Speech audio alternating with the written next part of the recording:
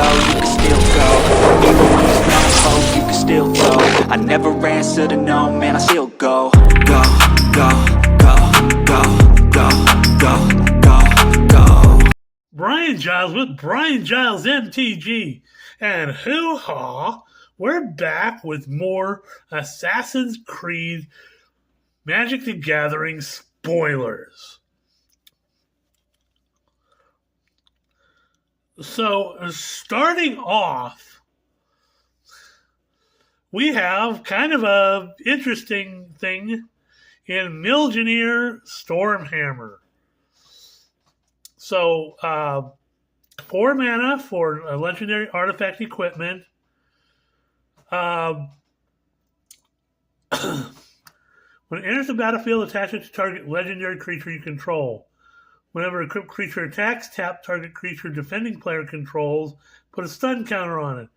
Then Mjolnir deals damage to each opponent equal to the number of tapped creatures that opponent controls. Ew! So this works well in a tap deck, and you can equip it for 4 because you have to be worthy to wield the hammer.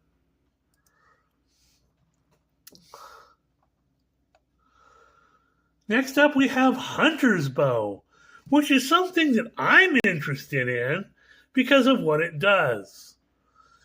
It's a 1 for an artifact equipment. Enters the battlefield, attach it to target creature you control. That creature deals damage equal to its power to up to 1 target creature you don't control.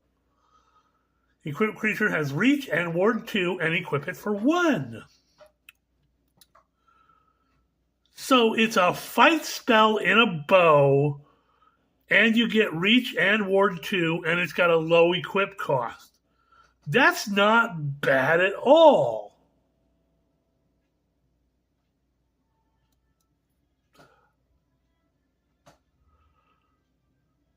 Next up, we have Viewpoint Synchronization. This card is actually really powerful when you think about it. Sure, to start off, it seems kind of beefy at a 4 for sorcery, but it has a free running cost of a 2.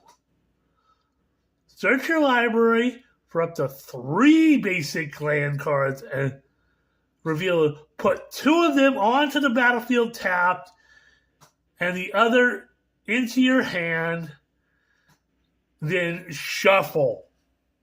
Yo! If you do this for its free running cost after you've damaged somebody with an assassin or your commander and you're playing a landfall deck, holy! And if you haven't played your land for turn, that land that goes into your hand can be your land for turn, which means you get 3 landfall triggers. That's absolutely dope. I mean, even for its full cost at a 4 for 3 lands, I'm not unhappy for it. This card is gonna run in landfall, in landfall commander decks. Oh, did somebody say Omnath?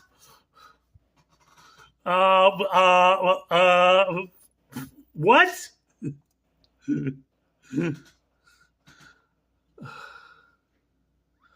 Next up, we have Propaganda.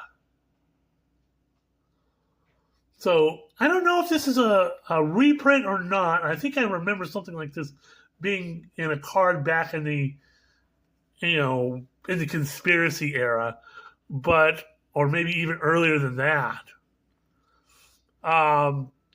So, a blue and 2 for an enchantment that reads, creatures can attack you unless their controller pays 2 generic for each creature that's attacking you. So, blue lockdown, basically.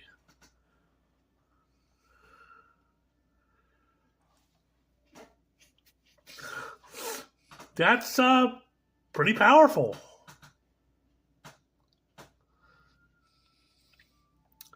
Next up, we have Assassin Initiate. Single black mana for a 1/1 human assassin. You can pay a generic. It gains your choice of flying, death touch, or lifelink until end of turn. And since it's a generic and not a tap ability, you can spend 3 and get all 3 of those until end of turn. That's pretty dope.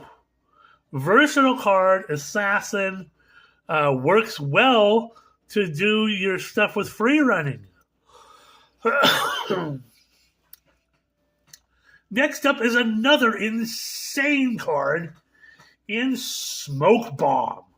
Check this out. 3 mana, artifact. It has flash.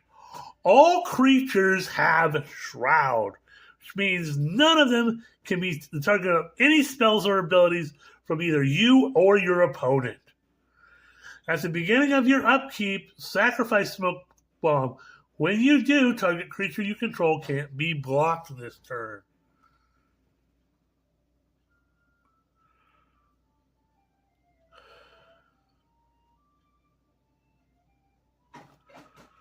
This card is absolutely powerful. It has all sorts of uses. And because it has flash, you can play it on your opponent's turn. You can protect your creatures from being removed.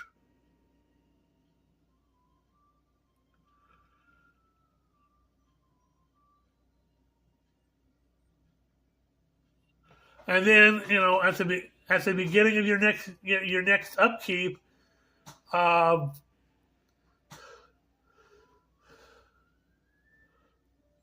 creature can't be blocked this turn.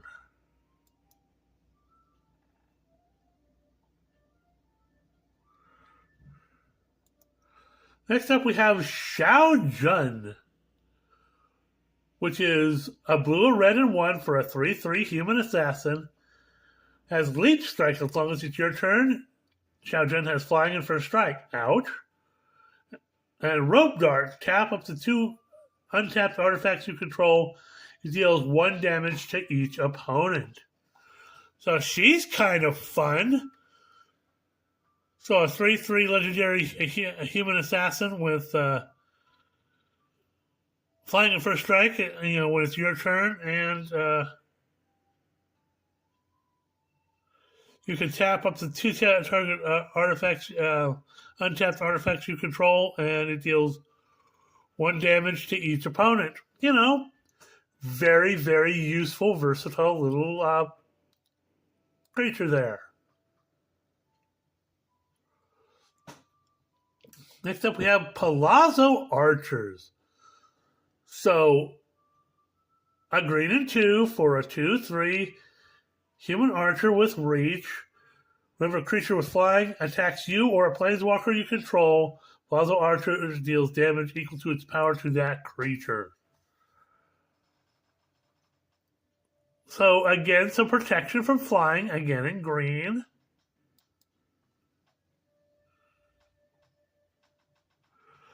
Next up, we have this card called Javi, and I don't have any translation for it yet. Oh, it's all the way down here at the bottom.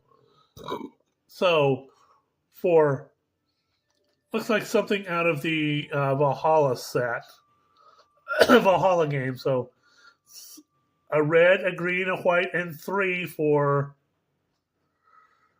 6/6 legendary human warrior, I would imagine.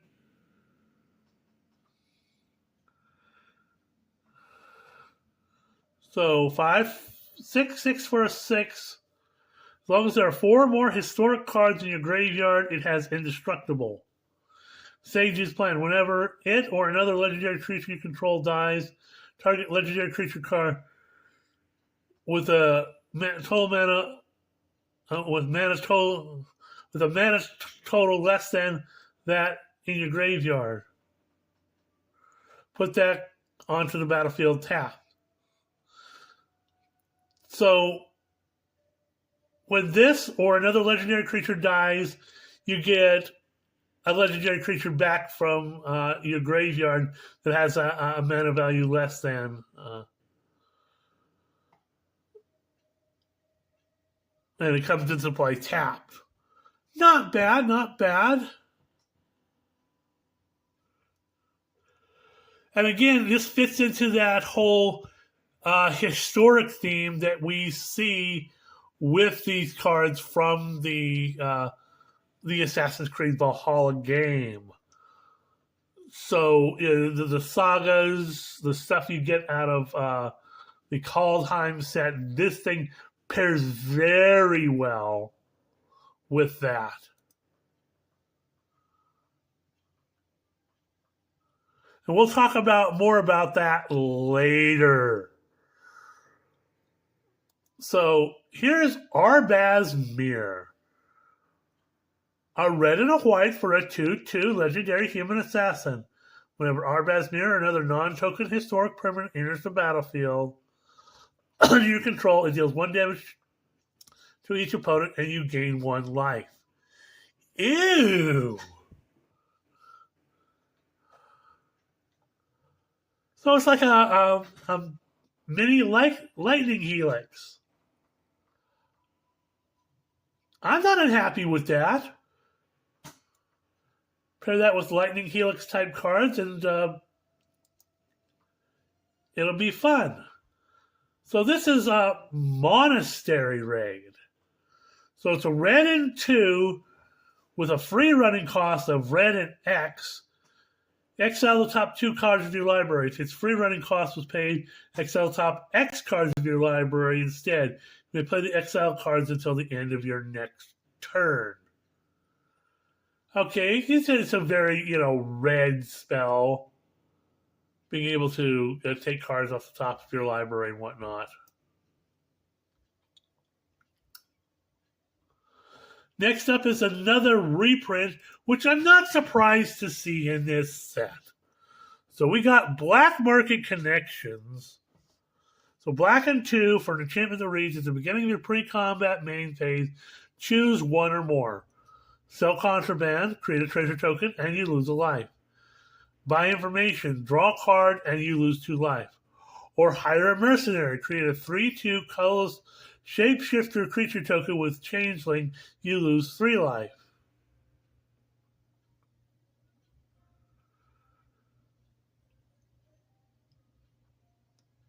So again, the reprint brings the value down, but again, for flavor type of for this set, it's a perfect win. You get treasure, you get card draw, and you can get yourself a mercenary.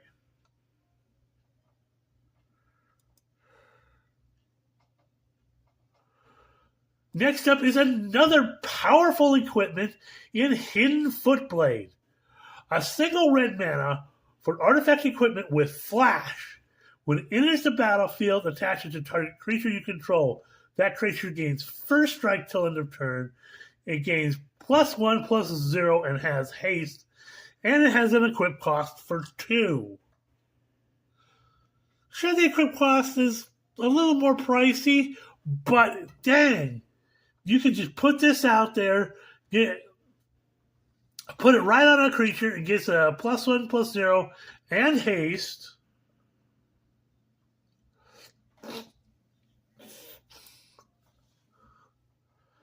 And when it comes into play, it has first strike until end of turn. So that just makes things all sorts of fun. And of course, it's a very good flavor win for an assassin type deck.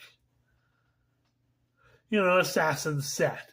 So, hoo-ha! Next up, we have Loyal Inventor.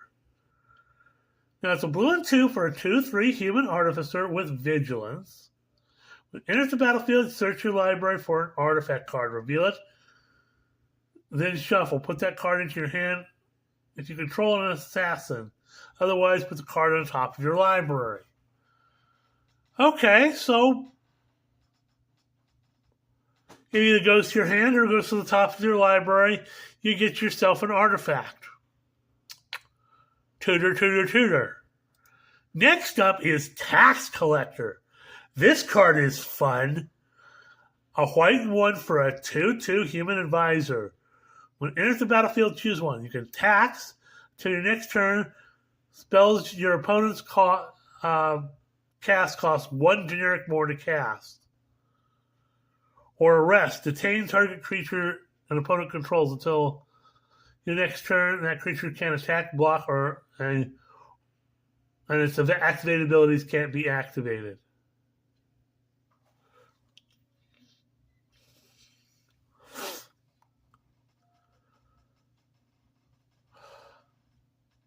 Nice.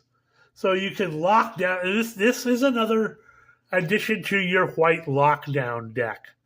Hoo-ha.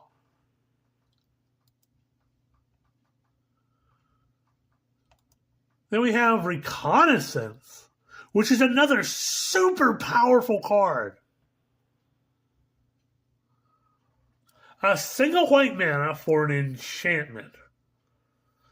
Pay 0. Remove target attacking creature you control from combat, then untap it. This can save your creatures from stuff that people try to cast where they destroy a target tapped creature or whatever. Oh, you just popped out your Wandering Emperor? Nope. I'm untapped and I'm removed from combat. You can't get me.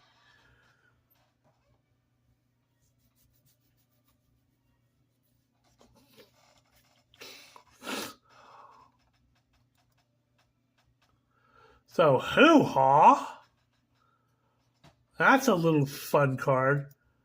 Now we have Adrestia, a 3 mana for a 4/3 legendary artifact vehicle with Island Walk.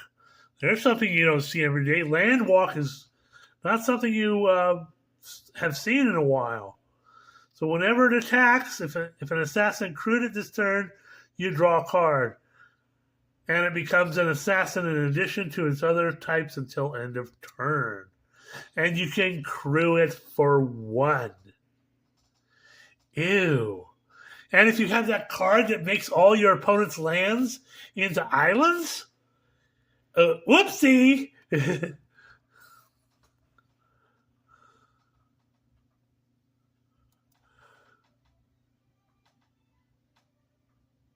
And you can crew it for only 1 too. It's got a cheap crew cost, cheap deploy cost, and Island Walk, and some other stuff. So definitely.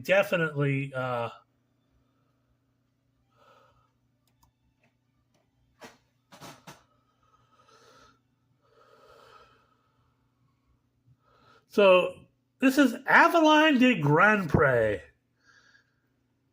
2 green and 2 for a 3/3 legendary human assassin with Death Touch.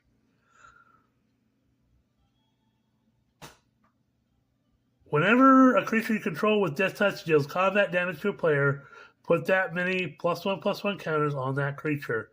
And you can disguise this for a black and a green. So pay 3 and put it down, and you can reveal it for a black and a green. So definitely your Death Touch. And that reminds me of the character from the card from Ikoria that I was trying to think of the other day when I made the previous video in Chevel. Chevel is the one that creates the bounty counters. So hoo-ha. And again, he's Death Touch too. So again, pairing that with Chevel or any of the Death Touch, the black-green Death Touch decks, this card will absolutely be another fun card to put in there.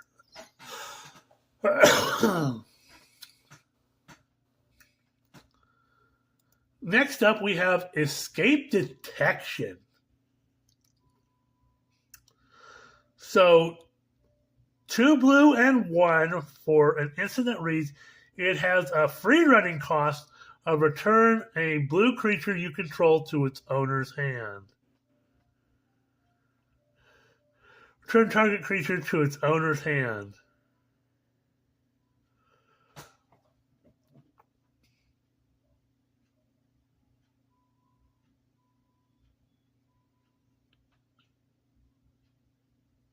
And you draw a card. So basically, you can just free play this by returning a blue creature to your hand, and you can return any other target creature to its owner's hand and draw a card. This card is gonna be insane. The value on this at uncommon level is gonna go through the roof because it's a free play card, basically. Hoo-ha! Next up, we have Hemlock Vial. A black and 1 for an artifact that reads, when it enters the battlefield, draw a card and you lose a life. Pay a black, tap it, and sacrifice it. Each equipped creature and equipment you control gains Death Touch until end of turn. So, a little extra oomph to add to your Death Touch deck.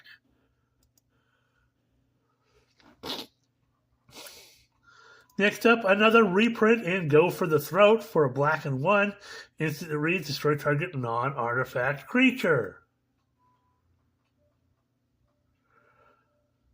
Next up, we have Ballad of the Black Flag, and this is going to be my last card for this particular video.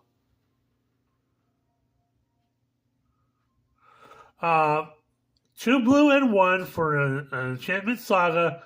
Chapters 1, 2, and 3. Mill 3 cards. You may put a historic card from among them into your hand.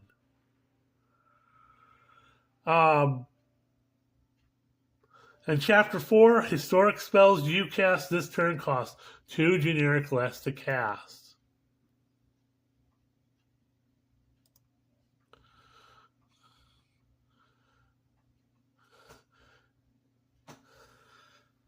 So I'm going to try to get rid. You know what? I will make another. I will make another short video, just because. We'll end the video here, and we'll see you on the next video.